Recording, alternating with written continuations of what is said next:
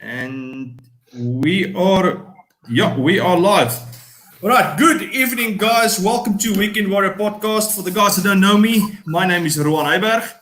And tonight I am without my co-host. He's got some work obligations that he needs to take care of. But with me tonight is four illustrious guests. Some of them well known in the firearms community. But allow me the pleasure to introduce everybody. In the middle, on the top, is Mr. Brian Menny. He is a former policeman, now a security professional for a Fortune 500 company. And on his left hand, or on the right-hand top corner, a well-known face in the firearms community, Gideon Joubert from Paratus. And on your bottom left, Louis Ackerman from Dude Awesome, and he is here not as a brand new gun owner, so he brings something else. And then on the bottom right corner, a rose amongst the thorns, Aziza from CHS Bunker and CHS Guns. Welcome, guys. Cheers, Thanks very much for coming on the show. Cheers, everybody. I think. Yes. Cheers. Cheers. So, why I called all of you guys to do the show with us tonight is kind of a new platform that we're piloting here on Weekend Warrior, the Campfire discussion. And the idea is just to get guys from other industry players or individuals that have common interests and discuss what we seem to think is relevant topics. And if tonight goes well, we will do it more often. And if it goes horribly, then we're not. We'll probably still do it because it's going to be fun. Okay, so we're only going to do this. Gideon, we're only doing this once. We're only doing this once. Or we can keep doing it and just as an excuse to drink whiskey. Yes, I'm up to that. I'm up for that. That sounds like a good plan. So, the reason why I called you guys for tonight's show is each of you guys have a completely different background, and to give different perspective onto something that I've picked up just before lockdown. Something that's been really, I wouldn't say it's been bugging me, but it's something that I've noticed, and I think especially you, Gideon, you and Aziza might have picked up on this as well, is that just as soon as lockdown hit, everybody's now up in arms and they want to buy guns. And how quickly can you get me a gun? How quickly can I get a license? And then I give them kind of a blank stare. And like really, after all this time, you realize this a week, 3 days before you're supposed to, it just doesn't make sense. But what bothers me about it is people think that guns are a quick be-all and end-all solution. And there's actually quite a lot of thinking that needs to go in before you buy the gun. And things that you need to realize and come to peace with, and different challenges and things that you need to think about that will be different for different people. And that's why I've got a diverse group of guys here tonight. So that's Does it feel good in your hands? And guys, yes. good start. Did you assume our gender? Yeah. Oh, mine, obviously. Not yours. Exactly. Sorry, Gideon. Are you trying to tell us you express as an agenda that cannot fit anything good within its hand? Trust Brian to make it complicated. Actually, if you identify as an attack helicopter, then no, you don't have hands. You have stubby little winglets with rocket pods, and you need to. Warthog. Sorry. Listen, big man with the beard, bigger than Rowan man with the beard in the corner there.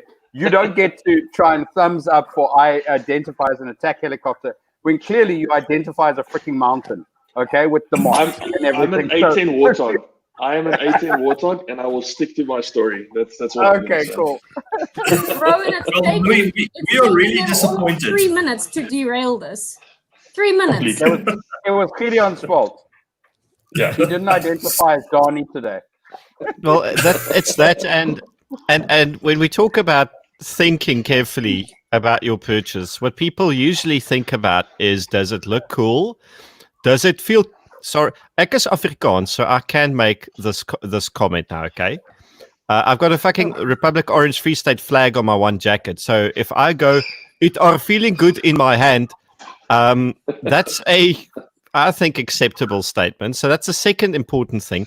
What you must never think about, ever, when buying a gun is it supported locally with spare parts and accessories? Are there sufficient holsters out there for it? Is it competently designed and reliable? Never, ever consider that. And does it eat most ammunition that's commercially available that you can feed it? And I'm sure there's other things about it as well. You mean like you should also never think, oh, wow, can I actually train with this thing without dying from spare parts use or killing my hands, right? Because it's, never. made out of glasses. And listen, also, here's the other thing. Never, ever, ever have children who walk up and down behind you when you're trying to talk. Also, if you're a woman, you have to carry a hand cannon that you can't possibly conceal because somebody behind the counter... Yeah, but somebody behind the counter told you it was the best gun. So the best gun for a woman is a Desert Eagle 50 AE, basically. No, 45 Magnum snubby, because it's a snubby and then it's massive. And it has a huge fireball that comes out the end, like someone with a horrible STI. It's you had me at it's massive. just You had it in your hand. So am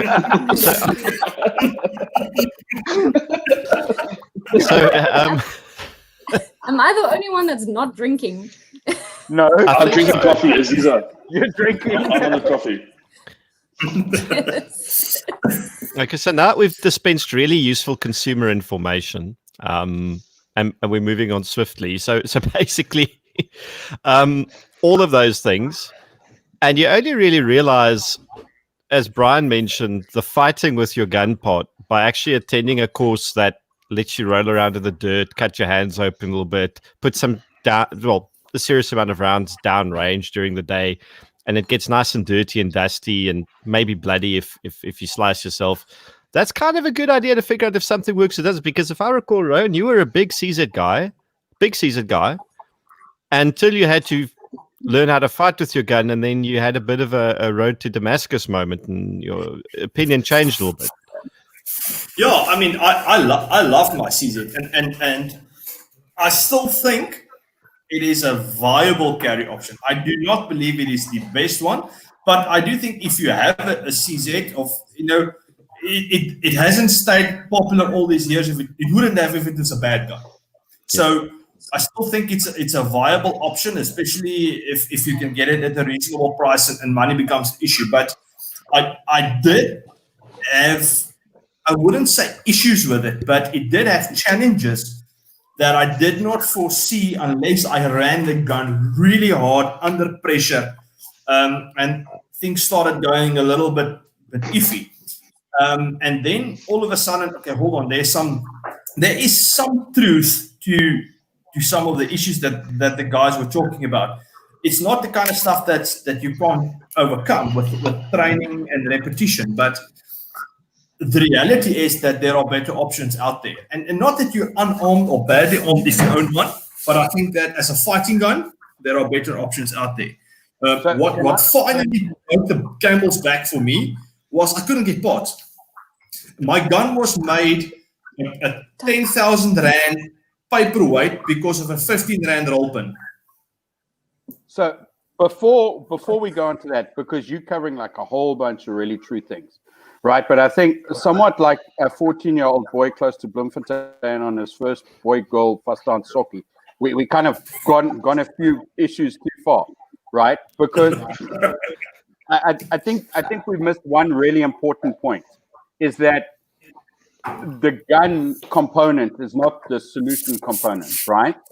We being really specific on one element of your entire mindset, your entire ability to put yourself in a position to deal with issues, right? We're just focusing on one element now, because we need to take a few steps back, right? Back to the boy sockies, where we need to think mindset first, as opposed to what gun's the best gun, right? What gun's the best gun is a really variable point of view. But any gun's the best gun if you're prepared to do it, and no gun is the best gun if your mindset is completely just freaking wrong, right? But Brian, going back to Rowan's original statement of, suddenly a lockdown hit and everybody wanted a firearm, I'm actually quite, impressed that people have that mindset all of a sudden. I don't know about you guys, but I don't care that it's a gun or what it is that they're looking at. I had a whole bunch of anti-gun people approach me suddenly about wanting a gun. That's quite a cool mentality that they're starting to develop. Whether it's a gun or self-defense classes or pepper spray or whatever, I don't really mind. But the fact that South Africans are waking up and seeing the need for something like this is awesome. I get what you're saying. I get what you're saying, Aziza, but what bothers me a little bit about it is if you buy a gun for self-defense, I'm not talking about a hunting rifle or anything like that. If you buy a gun for self-defense, you need to come to terms with certain decisions and hard realizations of why are you buying it and what is the, should it go horribly wrong, the final end result of what you are doing. And Gideon, I think you can elaborate on this quite a bit. We'll get to that. But people forget that if you buy a gun for self-defense, at the end of the day, it means that you might need to take a life. And I don't think that a lot of gun owners really thinks it through. My Afrikaans English is, but they don't really think it through all that well. They think, I've got a gun, now I'm sorted, done, happiness, life is good. But they don't think that I might actually need to take it all the way. And then what happens after that? The possible legal bills, the dealing with the emotional aspects of it. That I think that if my question is, if a guy makes that decision to buy a gun quickly just before lockdown, as an example, how much thought did he give about some of the other things that might happen due to that decision of his? And that's my concern, or something that I was wondering about. Well, let's look at decisions in two processes, right? Because Aziza made a really good point. It is indicative of a good mindset. It's an indicative of people wanting to take responsibility for their own protections. But decisions are broadly reached in two ways.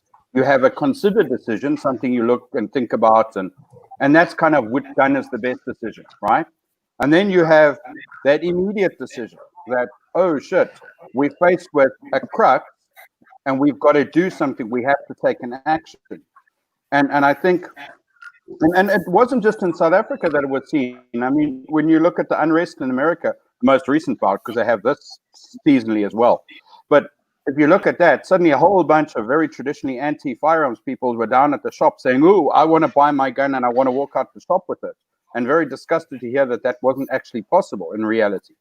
And I think it's when people have the sudden realization that the world is not always pro you, and it's not always an easy place, and sometimes you've got to prepare yourself to look after yourself. And again, that's sometimes not a decision that gives you a lot of time, or the situation doesn't give you a lot of time to think about it. And now we're suddenly silent. You're not wrong, Brian, but it's a good start. And I think that's not something that's new to just those gun owners who have just purchased a firearm or only just woken up. The lack of training and the lack of commitment is something that appears throughout the gun community, unfortunately, because like Gideon said, the importance or the emphasis for people lies on the equipment and whether they got a CZ or a Glock, or how many magazines they can fill with what ammunition, but they don't actually go for and they rest in peace ammo or something like that. They don't actually look at the most important bit, which is learning to use the thing, being comfortable with it and confident with it, especially if you didn't grow up with it. I mean, most of us have been shooting and dealing with firearms for a very long time, but if you're new to it, that's definitely something that you need to be looking at is really decent training and consistent training. Yeah, because it also works from the other point of view. Those people who are overconfident also because of a lack of training, and they think that whatever's in their hand is the solution, right? They don't see themselves as the solution. They see the item in their hand as the solution. And that's not just firearms, to be fair. I mean, you have how many people who believe I've bought pepper spray, now I'm invincible, okay? But it's really at least profoundly significant for me in the firearms community, where you have someone as I was in the army. I shot with an R1 or a 303 sometimes, right? But I've got my 38 short and weak, and I can take on the world because I shot in the army. And I know that's a little bit of a generalization, but you get where I'm going, right? They are overconfident also through a lack of training, right? Because they haven't realized just exactly the fact that the item in their hand is not the solution. The one thing that I do like about it is that for a lot of people, the paradigm shift required to go from no guns, or even worse, I hate all guns and no one should have them, to actually going, I think I really should buy one. That means that some sort of event triggered a reaction in their thinking process, and perhaps some of it is a bit knee jerk and what should we call it, impulsive. But I'd like to believe the majority of people, like the thinking was a process, because you don't go from being very uncomfortable around firearms to desperately wanting one without there being some sort of need satisfaction in wanting to do that purchase and that transaction.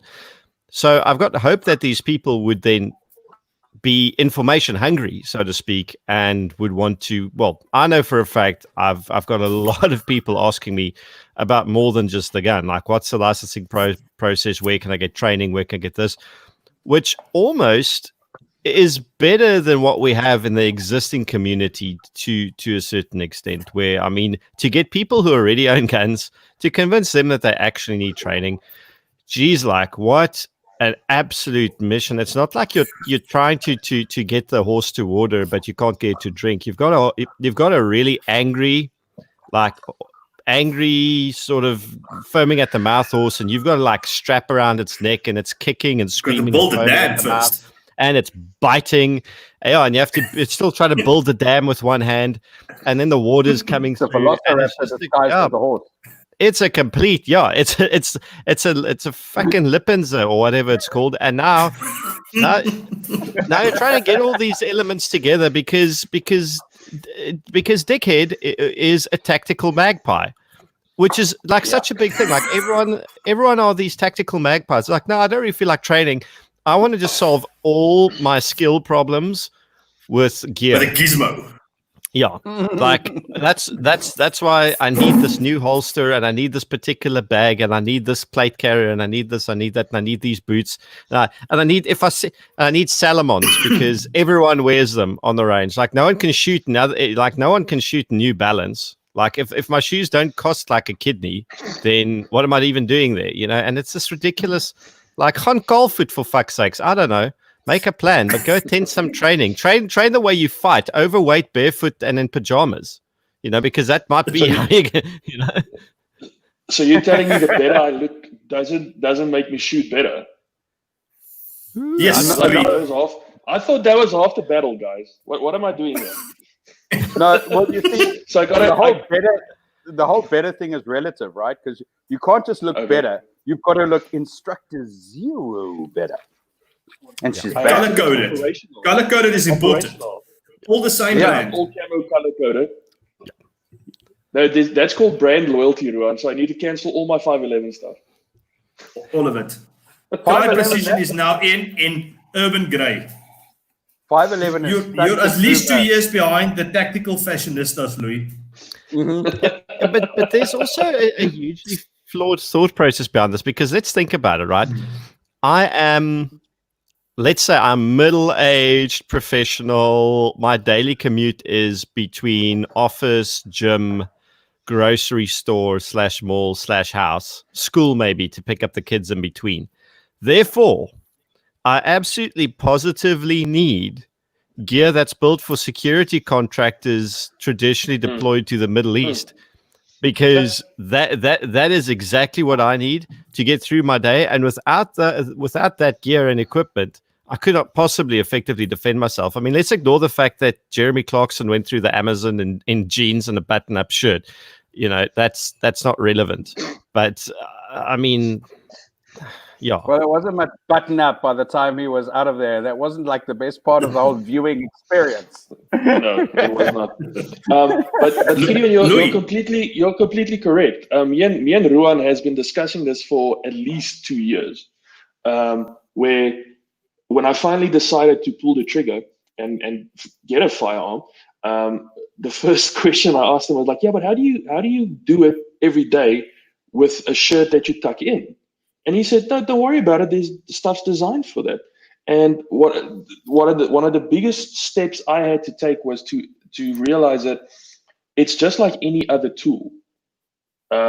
It's how you're going to use it and how proficient you are in using it. And then you build everything. I wouldn't say build everything around it, but then like you said, I'm going to school to fetch the kids. How am I going to carry it? I'm going to work.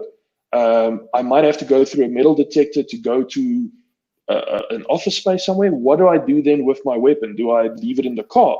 Do I keep it on my hip? Do I trust them to now lock it up in a safe somewhere and then I come and pick it up when I get back? And that's the type of questions you need to ask yourself. But it's not like, how am I going to invade Normandy? It's literally just plan your day ahead. Nailed it. I mean, I think, and we see it so much on, EDC South Africa. I think it's one of the few gun Facebook groups in South Africa that you can actually follow. How many times do guys ask? I can follow without getting kicked off. But it's one of the few that's good. And how many times does a question come up? Can I do certain things? And can I go into the bank? Can I go into the municipal office? Can I go? So guys, you're overthinking this. It's not that complicated. Carry your gun. Yes, if you work in a place that is a non-permissive environment, that's fine. Then there's workarounds for that as well. But guys want to kind of think this through. And now I'm kind of contradicting the whole point of tonight's conversation, but it's not that complicated. And there's Aziz back. Good.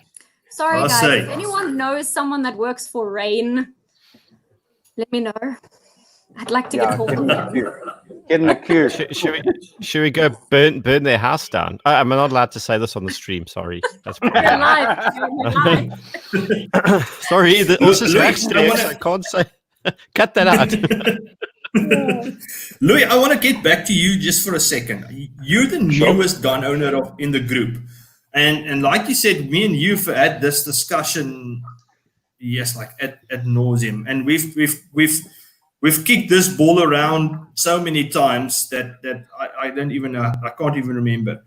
What was kind of the things that finally got you to the point where you said, okay, hold on, I'm ready to buy the gun, but there are certain challenges for you as well. I mean, I know you work in quite a bit of non-permissive environments. I know that you're a single dad. There's challenges for you. What kind of led up to the decision, and how did you tackle some of these things that was relevant for you specifically? So I'm lucky enough. I grew up with weapons in the house. I've been hunting since I was young. Brian will take me on if I say I've been hunting since I was small. And that's the main thing, is like I grew up with gun safety. So I don't have a problem with knowing how to handle a weapon. you got to ask yourself a couple of questions before you do this. Like you said earlier on, are you comfortable with when the rubber hits the road? Are you comfortable with taking another life? You'll have to figure that out for yourself. But like you said, we discussed it quite often, and having a small child, having my old age parents living with me, I don't want my dad to now run out with his 38 Taurus when something happens outside. Having my daughter with me a couple of days a week, it just takes the focus off of, everything will be okay, to what happens if. And that also comes back to, like you guys said, it comes back to your training. Now, I haven't received my weapon yet. It's coming, but during this time, I started training with a weight vest. Started training certain things to make sure that if something happens and I need to carry her for a kilometer or 2 or 3, if the car stops, you start doing that stuff. I have quite a lot of soccer moms early in the morning walking on the other side of the road when they see me coming down the hill with my weight vest on. But that's the type of stuff that you need to start thinking about now.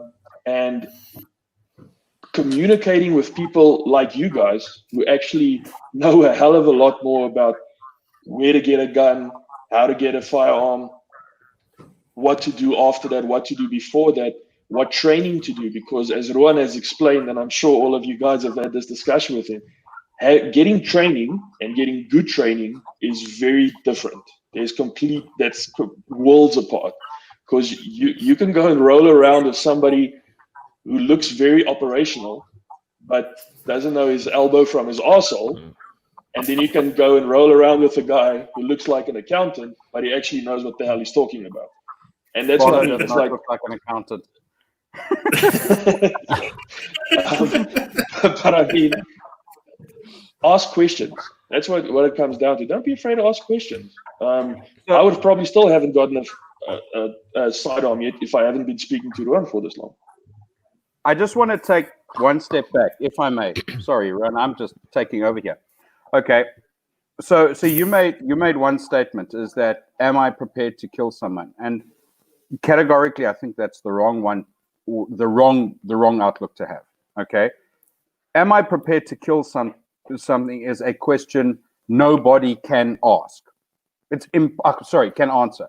It is absolutely impossible to answer that in any manner, because if you are, then you're going to define yourself as psychopathic or whatever. And if you aren't, then you're going to define yourself as a perpetual victim. I think the more correct question is, am I prepared to do what it takes to stay alive? And what is the value of me staying alive? So if I look at this, there's something, and again, sorry, I'm monopolizing. Tell me to shut up if you want me to, Ron. But go ahead. I basically looked at this question in 2 different ways. So way back in the day, when I was still working or serving as a police officer, the mindset was one direction. It was, am I prepared to risk my life in the execution of my duties? Is my motivation to catch criminals strong enough for me to put my life on the line? And is that reward worth it, right? Or worth that risk? And there was one question I asked, and obviously it was yes for a while, and then it became no. Then when I was working overseas in Iraq and Afghanistan and places like that, my motivation differed. So my question differed is, what is the value of my life, and what will I do to get back home?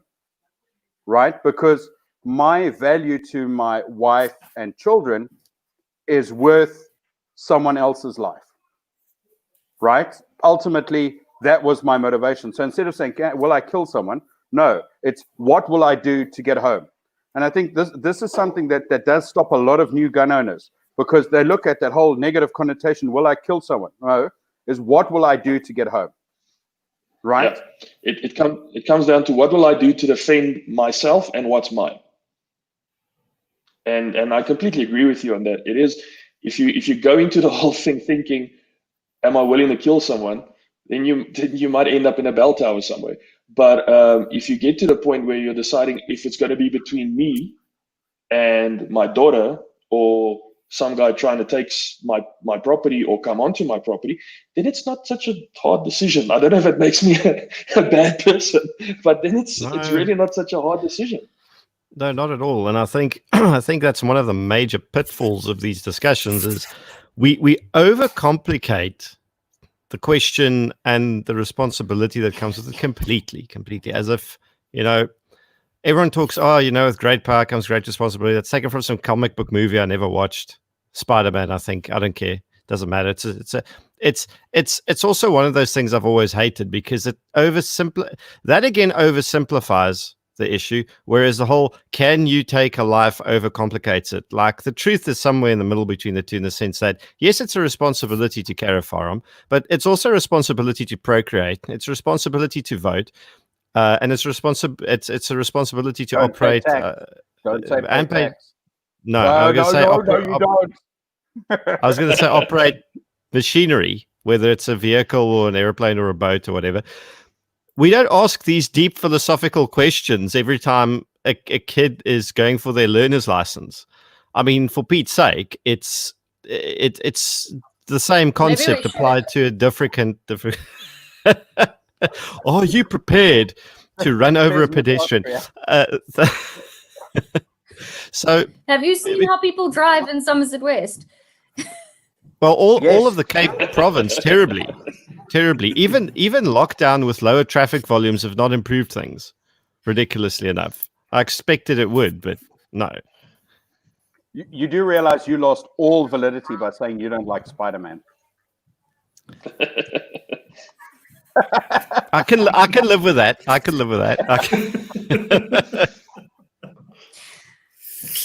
It's look, Gideon. I want to touch on something for a moment. You had an incident, I think it was 2015, where you had to make 2015. You had. I remember I had a conversation with you. I think it was the day just after, where you had to make a decision, and that obviously had some repercussions, and you had to. What's the word I'm looking for? No. You had to pull the trigger. Well, yeah, I shot a guy. Yeah, let's not be euphemistic about it. It's fine. You shot a guy, and he didn't, and he went. He kicked the bucket. Yeah, I shot a violent aggressor who was in the process of trying to murder somebody. He didn't succeed because I put a hole in his chest, and that kind of ended his career. I can't remember the specifics anymore. I think he was a possible 26 gang member, or he was affiliated with his partner was one. I can't remember. But in any event, he didn't quite survive the encounter, and it was quite a learning curve. There was sort of this weird sort of chocolate and vanilla experience with the police, in the sense that they were quite competent in some aspects and horrendously poor and terrible and useless in others. And ultimately, it took them 3 years to figure out that they can give my gun back to me, because they lost the docket, then found it, then lost it again. Then it got transferred to this guy. So it was far more traumatic for me going through the administrative process after the shooting than the actual shooting was, to be brutally honest with you. And there was a bit of post-traumatic stress, because I'd imagine you have to be a complete psychopath or not be. So the only thing I would really have done differently is I would have actually gone for proper counseling. I didn't go for proper counseling after that. And I think it would have made a big difference to how I processed things and dealt with things if I did. But either way, I'm not completely nuts now. I still I'm relatively emotionally stable. And yeah, just a little bit. Aziza mentions like this. And Brian's looking very doubtful. Like, shut up. I didn't fucking ask you, okay? But ultimately, if I had to boil the whole experience down to brass tacks, it was not a complicated story. And there aren't these major complicated emotions attached to it, to the extent that if it had to happen again, it would be a lot more bearable, because you kind of know what to expect now. And I think a lot of fake news or false information or false sentiments is that ordinary people do not have the capacity for defensive violence. And, well, self-defense isn't violence, but let's call it what is the method of defending yourself against violent aggression. Occasionally has to be, or very often has to be, aggressive and violent itself. Otherwise, it's not effective. So this myth that ordinary people don't have the capacity for defensive violence is frankly bullshit. Like, I had no previous defensive violence incidents in my entire life. That was the first one where I actually physically defended myself against a criminal. And it wasn't exactly textbook, but I mean, it worked out okay for us, and it didn't work out so good for the other guy. And, you know, that's a win. So you didn't get any points for style? No points for style. None. So no diving over the hood of the car, sliding over it. No dive rolls. Sideways. No, it was quite pathetic. Other people on the scene had to phone people because the adrenaline dump fucked me up so bad. I couldn't figure out how to unlock my phone. I was looking at the screen. I was like, I don't know how to dial this. And then I just started screaming at other people to phone like the ambulance or whatever and the cops. So, but Gideon, you brought something interesting up now. You know, the incident happened. All of a sudden, there's, like you say, there's this massive adrenaline dump. There's the little bit of PTSD and stuff that came afterwards. If you think of it now, and it can, you know, how they say, hindsight is 20/20. You know, and what do you think you were adequately prepared from a skill perspective, but also the kind of your mindset going into it, because it's not something that you can prepare, but not really. Like Brian said earlier, you know, you make some decisions, but if you think back on it now, what were some of the lessons you learned from your event? Well, it's a difficult one to say because let's say, was I adequately prepared? Yes. Was I ideally prepared? No. There's a difference between, you know, what you deem to be adequate and what you deem to be ideal. So I spent more time on a shooting range and in training courses and stuff like that than the average person, which probably, because the average person probably spends almost zero time on a shooting range, unfortunately. We're not talking about the guys you usually see. We're talking about the average gun owner, you know, doesn't really go practice these things. They don't really train combatives. They don't train in a defensive environment. The majority of gun owners. The majority of gun owners. So I was better prepared than the majority because I already had a training sort of, what shall we call it? There was a training deficit between, well, they have a training deficit. I have a smaller training deficit than they do because I do not consider my training levels at that stage or present to be where I'd like them to be. I'd like to put in a lot more effort than I presently have and can, but, you know, at least there is an element. So that was adequate, but not far from perfect. Mindset-wise, my career requires regular stress inoculation, a thing that Brian very succinctly and you very nicely, my English is fucked tonight. I can't even speak properly, but you put it really well in the sense how the biannual, not bisexual, biannual stress inoculation I had to go through had a role to play, even though it wasn't within the context of defensive shooting or defense at all. But hang on, let's roll back the context of defensive situation. So ultimately, let's understand this, right? Because the physiological reaction in the human being occurs regardless of what the stimulus is. If the overall situation causes stress, your brain is not going to say, oh, hang on, wait, that's a man with a gun. I can be this stressed. Or, oh, dear goodness, that's a freaking person running a truck down at me. I must be this stressed. Okay? Stress is stress is stress. Bang.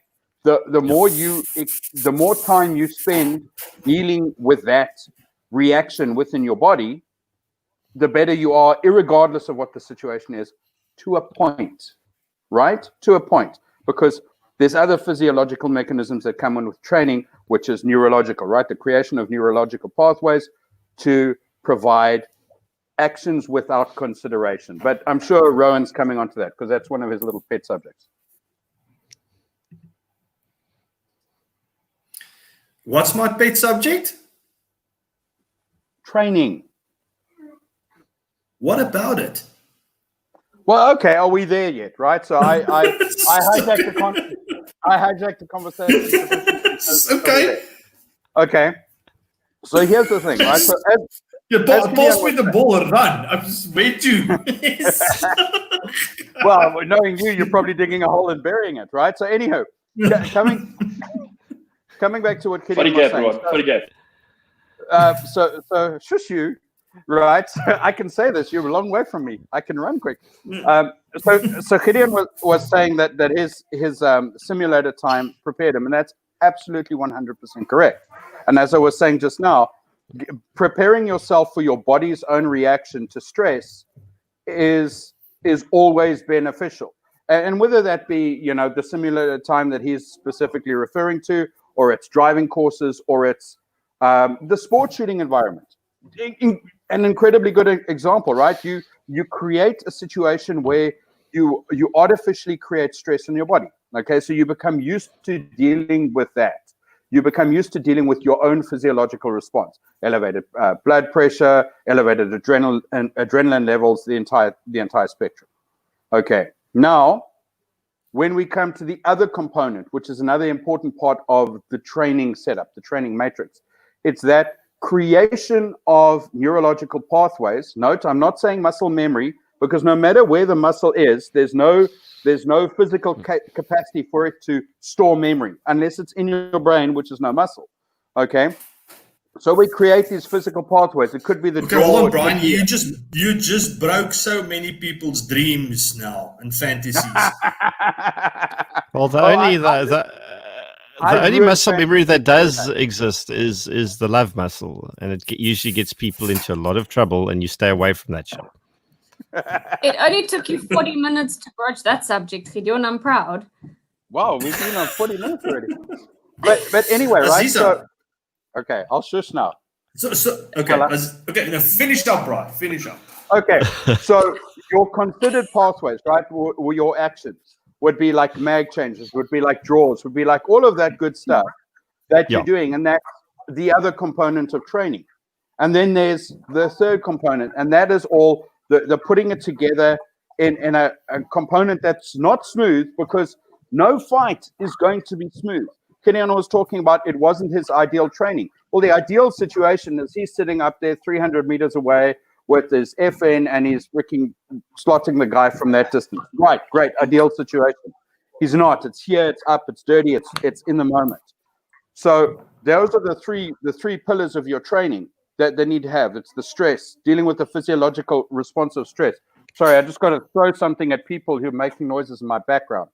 Okay, so I'm dealing with that. That's a physiological response to stress right there. Exactly. Boom. That, right? I'm dealing with my considered actions, and then I have a training situation that puts them all together. It gives me the ability to string everything together and work through it. And those are the building blocks, the fundamentals to prepare you for those types of situations. Does that make sense? Yes. Or have I had way too much whiskey?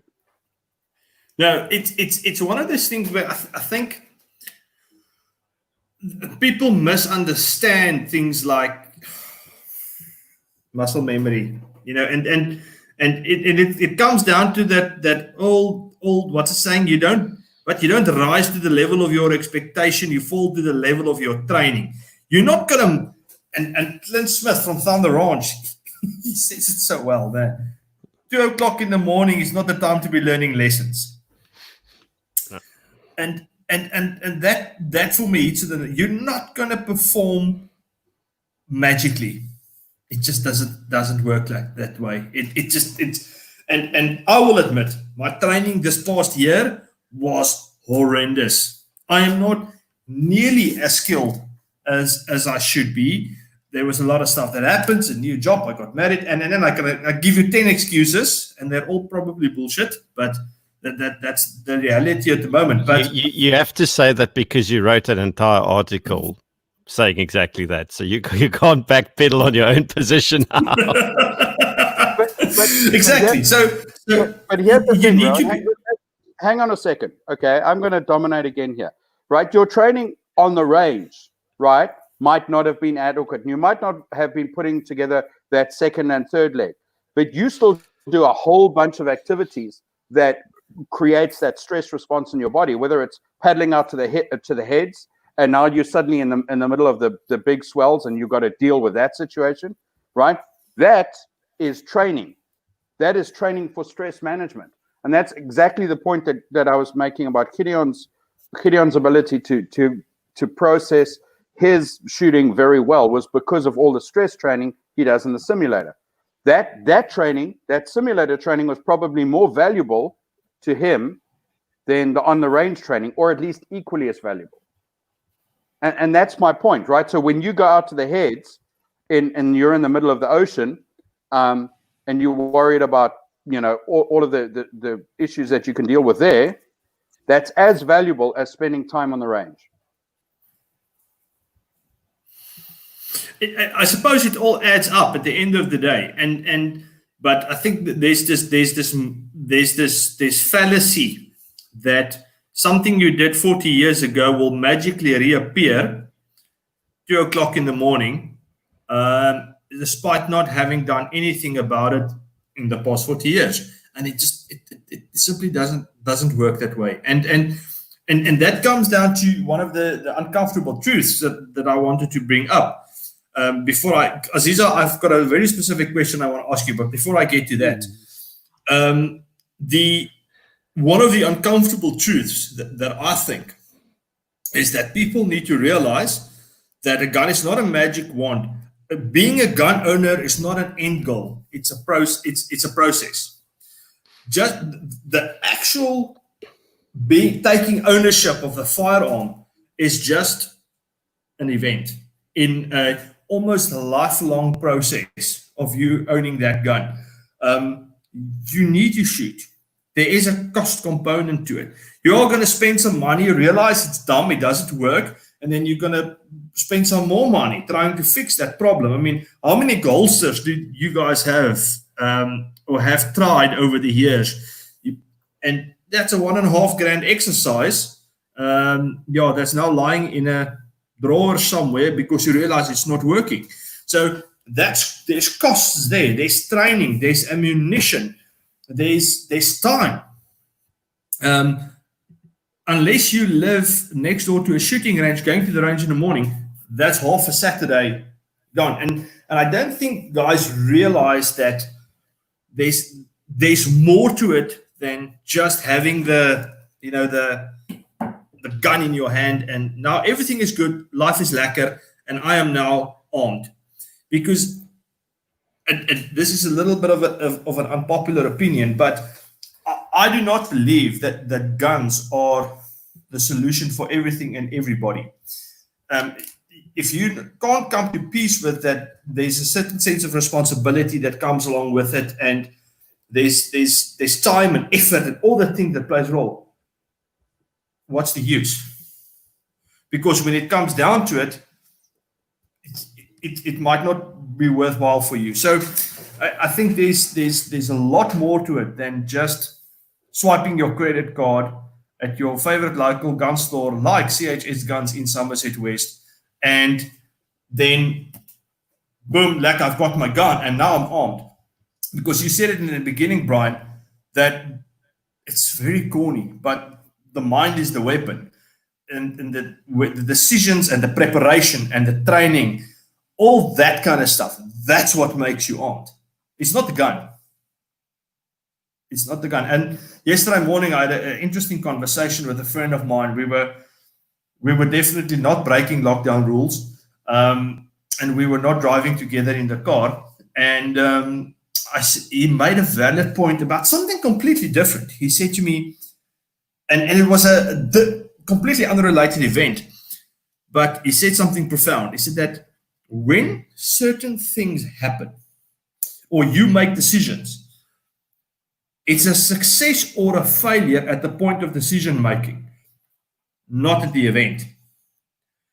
And the moment he said that, it kind of, the penny dropped for me in terms of tonight's conversation, that the gun is I don't want to say it's irrelevant, but the success is at the decision making, the realization that there are certain things that I need to do to put this in place. And the gun is just a tool. It's just an add-on that kind of puts icing over the complete cake.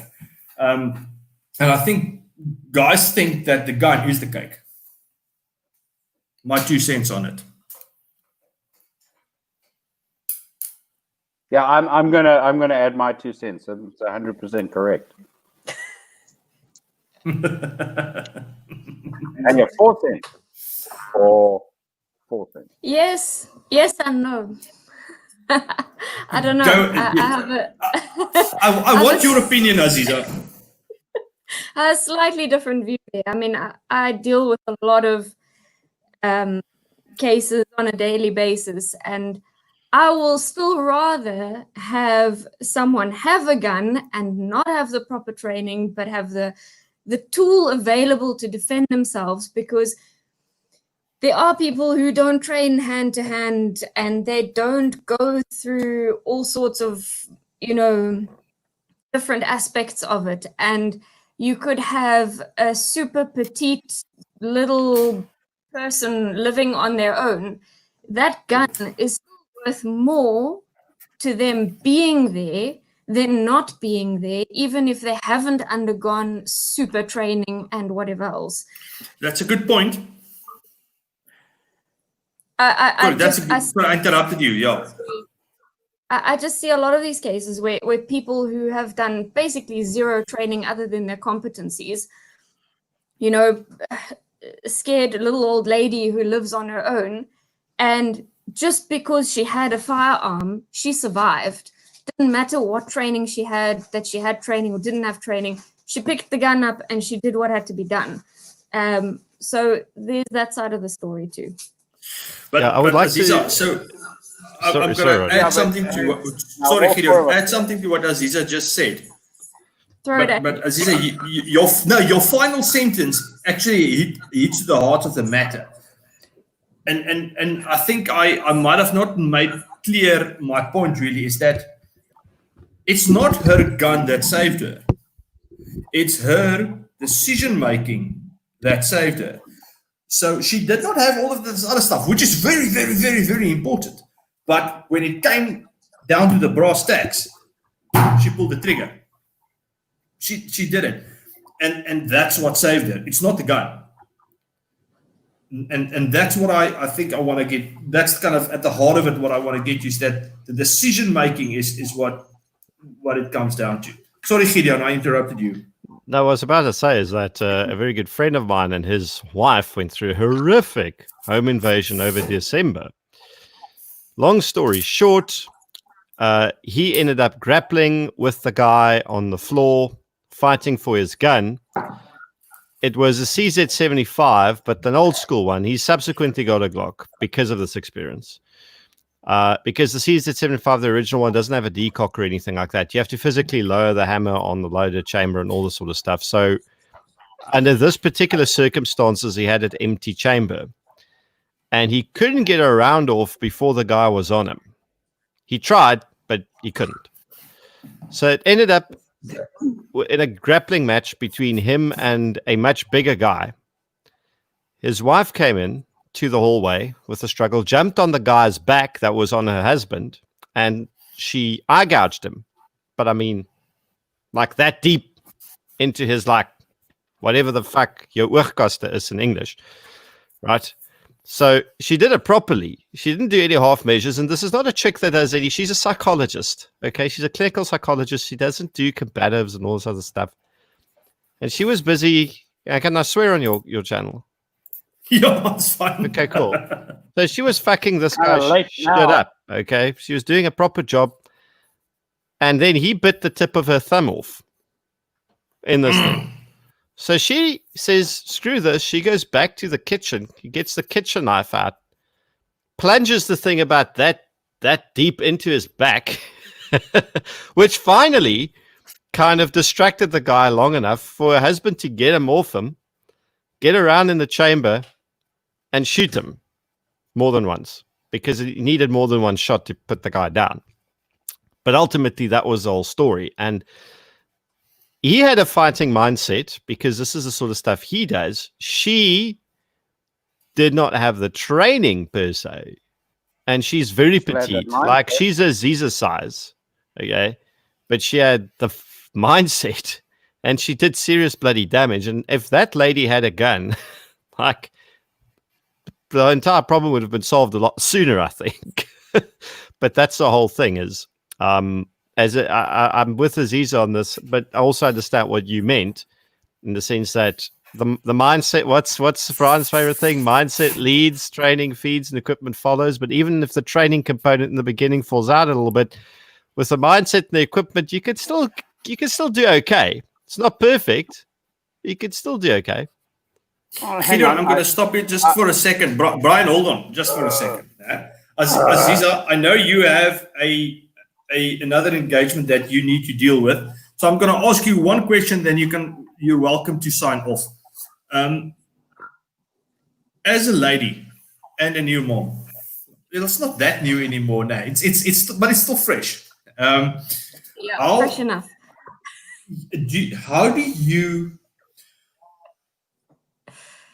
Do you think there's differences for you now?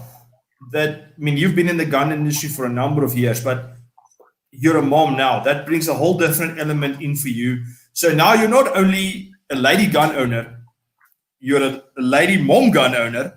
Do you think there are any lessons or things that you wish you would have known earlier in your gun career that you know now? Well, firstly, I wish I had the same mindset before. And now, because there's another human relying on me, I don't leave my gun at home anymore. It's been a very big wake-up call.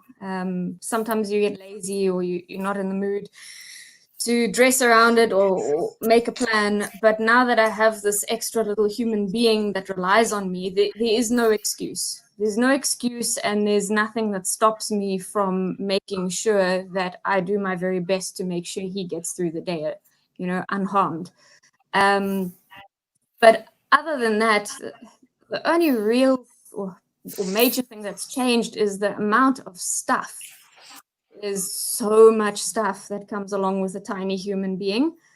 It's unbelievable. And with that stuff comes distractions, because you're lugging extra bags around and trying to get them to calm down and putting them in the car seat and trying to be aware of your surroundings at the same time. I was actually discussing on another show about a week ago that there really should be more courses focused on kids, parents with kids, kids with parents. But there's a whole lot extra to think about. Brian, I'm not sure if I was answering your question. Yeah, no, you nailed it. But that comes down to what I was saying. There's all of a sudden new things to think about, and it comes down to thinking it through. And it's not about the gun. The gun is just another tool and it actually, with what you have now, there's a whole different bunch of things that's happening at the same time, and it just actually makes it more complicated, and that means more thinking, more training, more planning, more realizing what the challenges are. It also makes me very aware of how vulnerable I would feel without my gun, because quite honestly, what would I do without it? So yeah, being a new mom, and during the pregnancy, you don't have opportunity to go to the shooting range and all of that. So the training element at the moment, quite honestly, isn't in top form.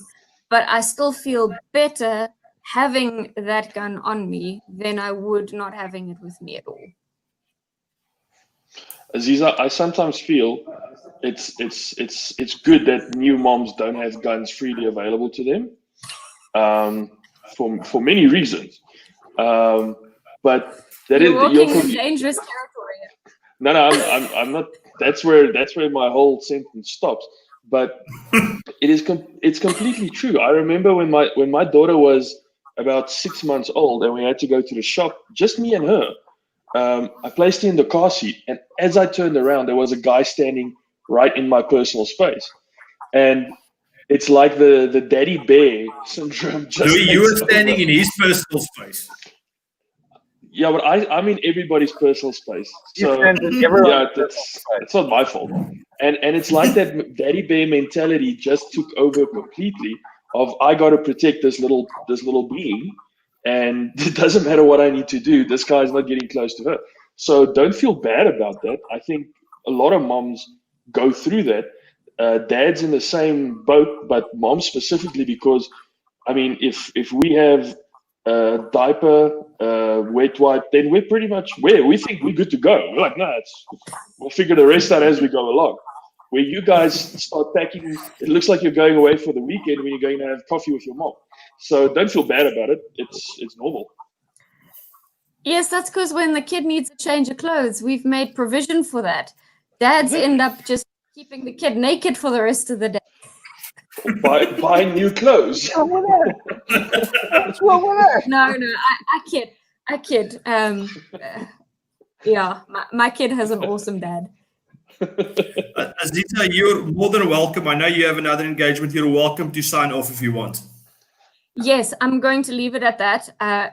Good luck, guys. We will not talk behind your back, maybe. Yeah, of course you will. But keep these guys in check. Thank you for having me. I hope you. I added more than 2 cents. Have a lucky evening. Say hi to your husband for me. You too. We'll do a carry episode at some point, Ron. I did promise you this. The ladies carry. Oh, happy. No problem. Did you just tell Rowan to say hi to his husband as well? No. He said say hi to your husband and you went, you too. No. Yes, because my head is already on the next. Aziza, just before you go, I saw 511 is making baby grows with like a mole system attached to it. Nice Velcro. You could put a patch on it and you put the bottle on the baby. I've actually got I've got a 511 tote that now acts as a diaper bag. Does that count? Me too.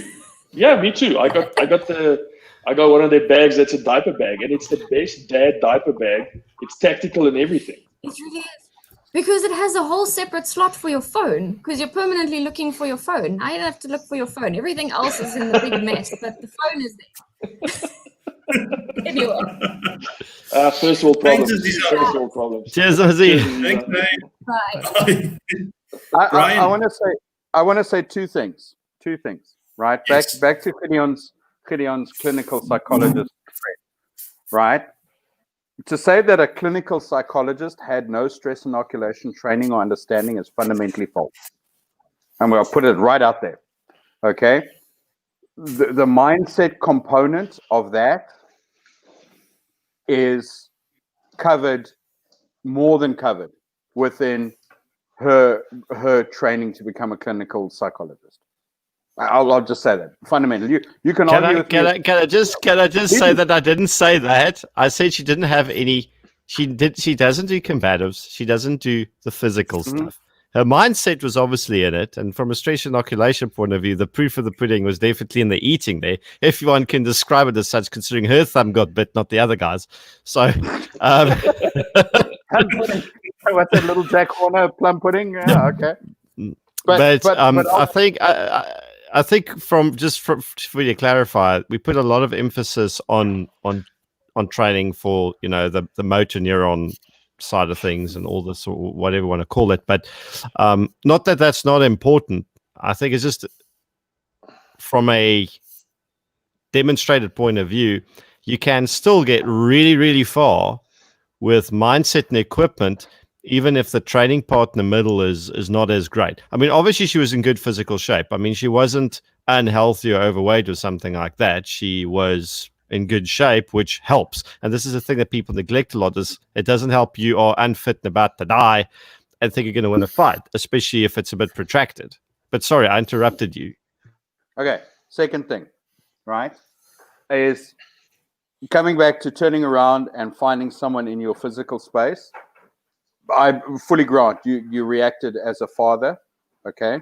But having someone suddenly appear in your physical space, and this is a component that forms a whole part of my lectures. I'm so sorry for the background photo bombing over there, okay? I'll throw something at people just now. But if you are walking down the street and you turn around and someone's suddenly in your physical space, they've put themselves there. That is a danger. That's an unequivocal danger indicator. Okay, no matter if you have a kid or not, right? No matter if you're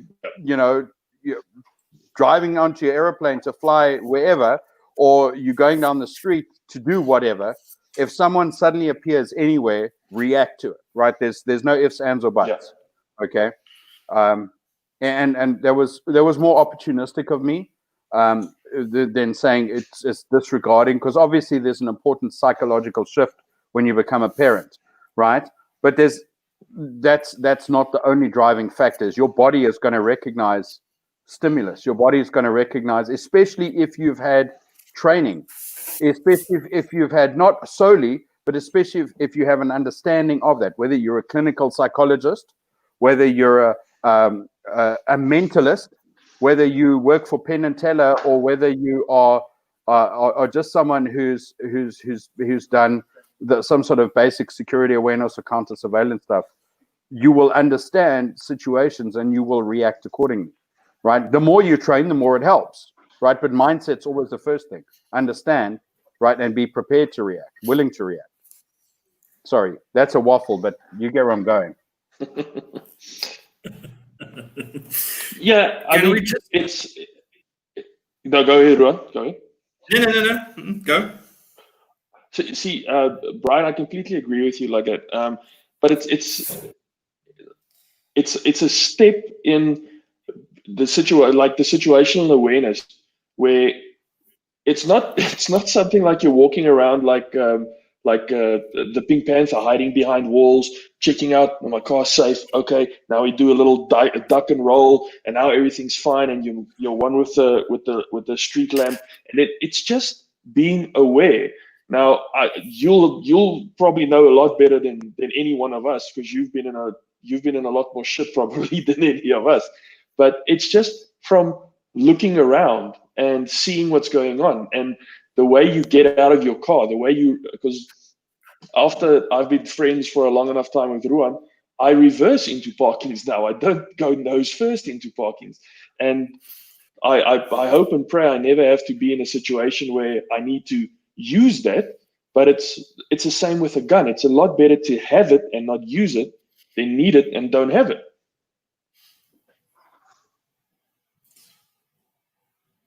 No, absolutely, 100%, right? And that's unequivocal. Of course, it's better to have options, right?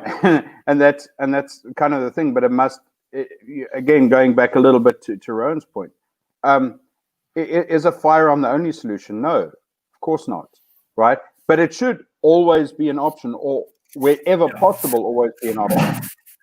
That being said, I've been in really crappy places up in the Sudan and stuff like that without having, or at least without visibly having, a firearm carried around. Okay, sometimes you have to hide things a little bit, but it's the mindset component and understanding the situation and being prepared to react appropriately. And that's one of the things, having a firearm, not irregardless. And I guess we've waffled a whole lot off the point, but it's having the wherewithal on yourself to not be your own worst enemy. What do I mean by that? So let's take your situation. You're backing out the car, you're getting your kid out the car, suddenly someone's there, right? Now, the immediate reaction and the correct reaction is to respond very aggressively. Here's a person, they're within your personal space, prosecute that threat, okay? And there is no second guessing. However, right, a whole lot of people are overlaying prosecute that threat or respond immediately with, shame, but there's X, Y, and Z element there.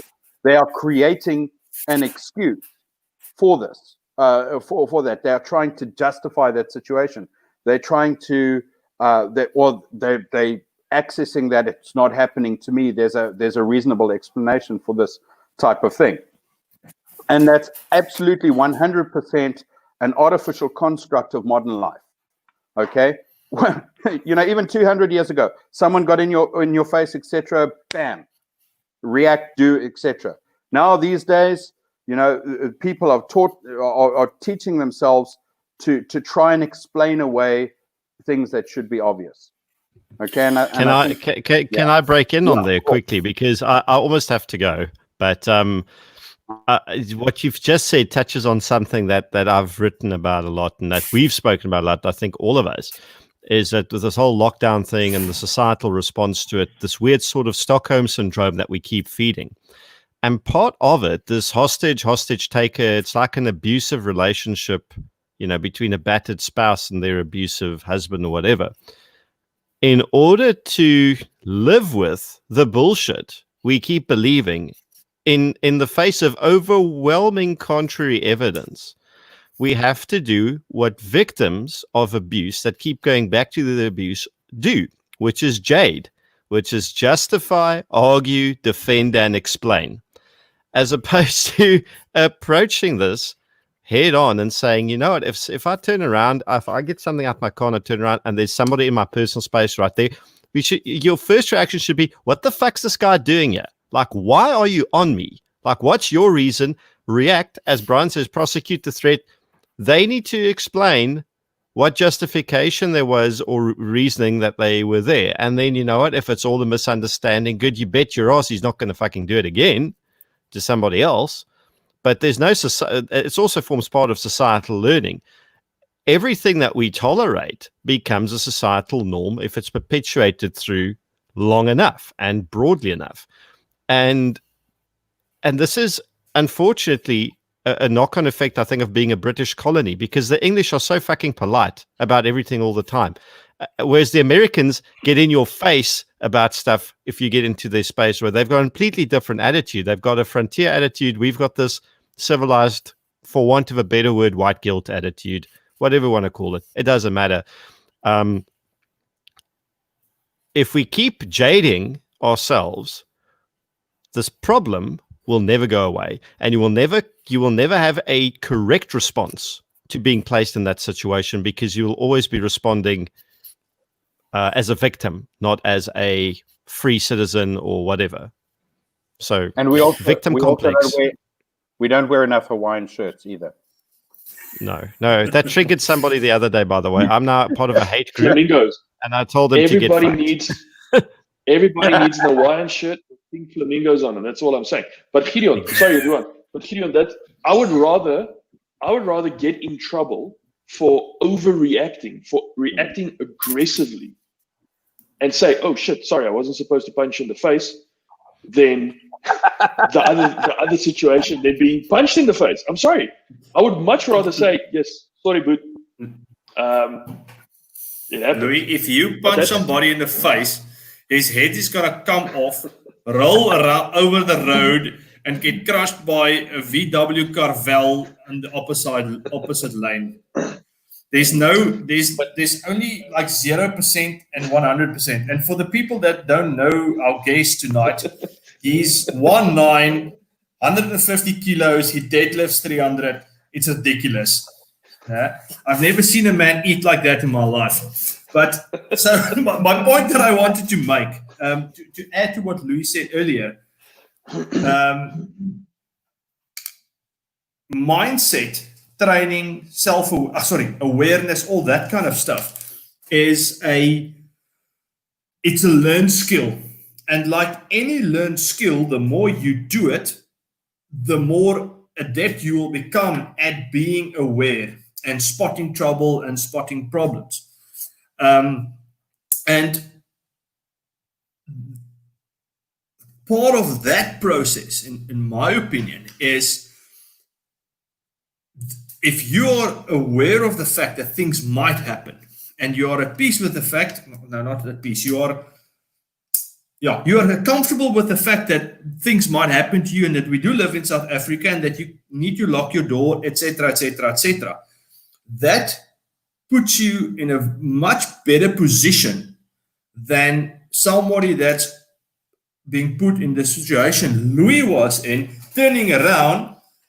Here's this guy, and Louis' immediate reaction was, okay, am I going to hit him with the elbow or am I going to headbutt him? But for a lot of people, they get faced with that situation, and now they like, okay, but why is it happening to me? Oh no, this can't be happening.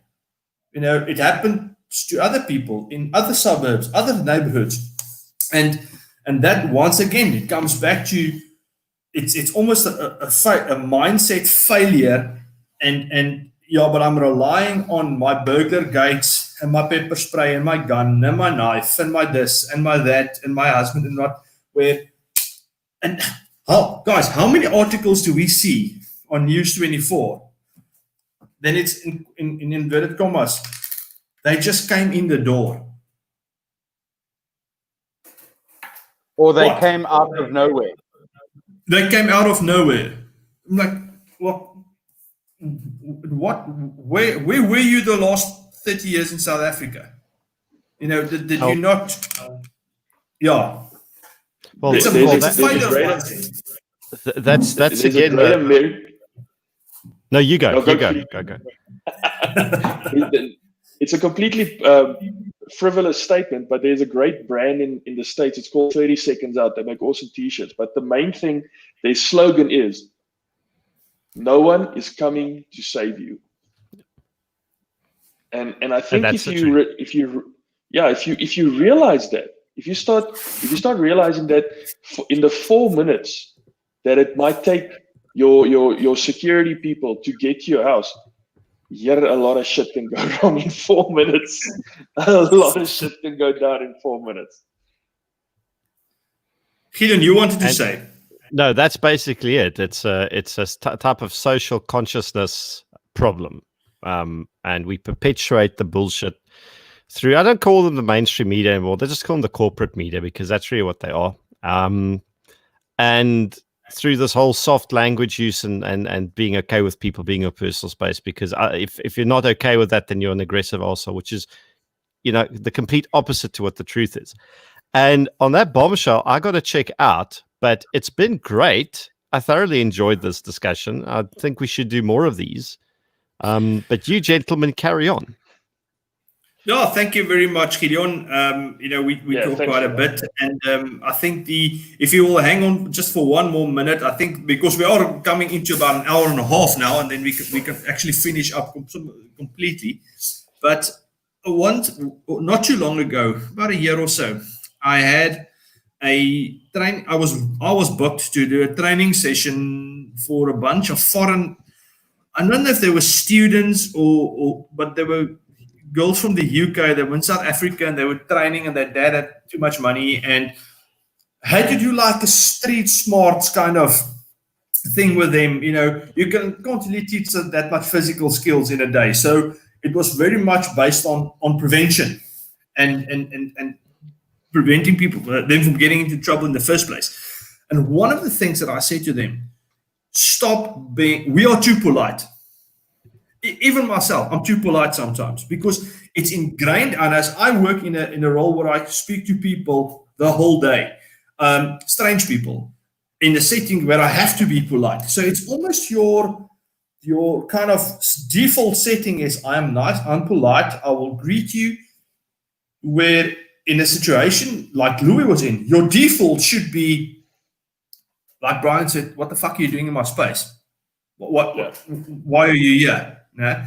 And I think but that comes back to what I said about the training, where the realization that bad shit might happen to you. So I need to be able to flip that switch.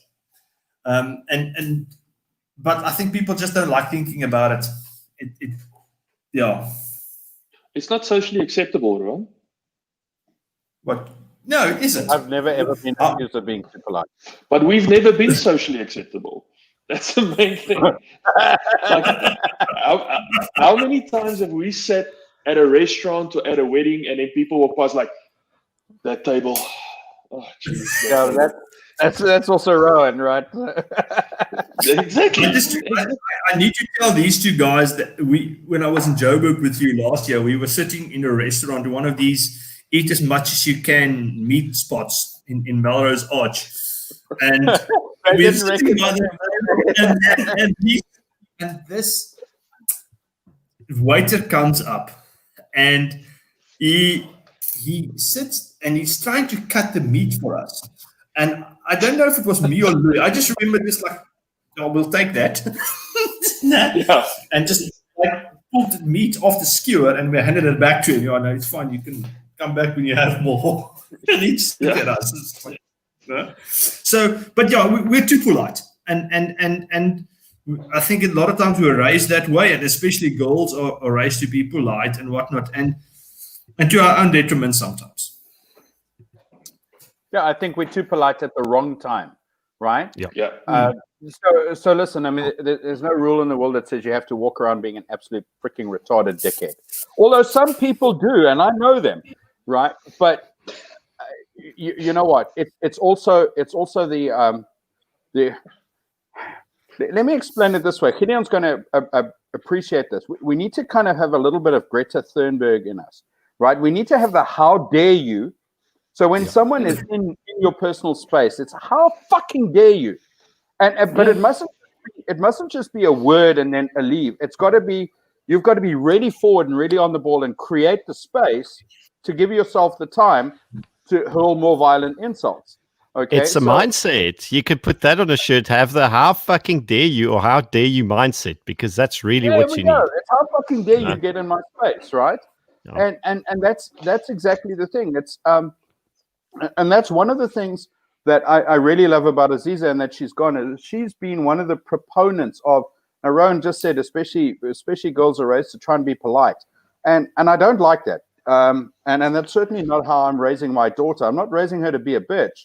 But what I am saying is that no one gets to hurt her. And if anyone tries, her response must be, how fucking dare you? Okay, no one's got to be in her space and try and intimidate her. It's got to be that same response. And Louis, I'm sure you're raising yours the same way, right? It's you got to be front foot. You've got to have that mindset of, let me be nice, but when it's time not to be nice, let me really be not fucking nice. Really not nice. To be nice again, yeah. But that's what I mean. That's like my default setting now is I'm nice. I'm not walking around like you say, like an arsehole. But my default setting is if you get into my space without getting permission to be in my space, I'm going to take you out of my space. It's as simple as that. And it's not going to be, oh, please leave. It's going to be, get the fuck out. I'm sorry. Mm-hmm. Yeah, and I'm going to make you leave. Now, there's a balance to that, right? Because we've also seen people who become stupid aggressive, right? Like some dumb idiot, stupid police officer in Minneapolis who goes and kneels on some poor guy's neck for 9 minutes. Exactly. Now, right? What was he doing? He was an egotistical asswipe who wants to dominate that situation and put all of his personality onto that person, irregardless of what type of person is lying under your knee, right? Unless they try to kill you, man. Okay, they don't deserve to be there until they deserve to be there, and when they stop deserving to be there, you better get off that. If that makes sense, that switch works both ways. Yeah, guys, I think we've been longer than I initially thought. Last thoughts before we sign off. Who gets to go first? You, because you're in the top right corner, and then it's Louis, and then the top right corner. Yeah. Okay, so what are we going zigzag? Okay. Here are my thoughts. Go train, right? Well, at first, make the decision that your life is worth going, or your kids are worth going home to, your wife's worth going home to, your life's worth going home to.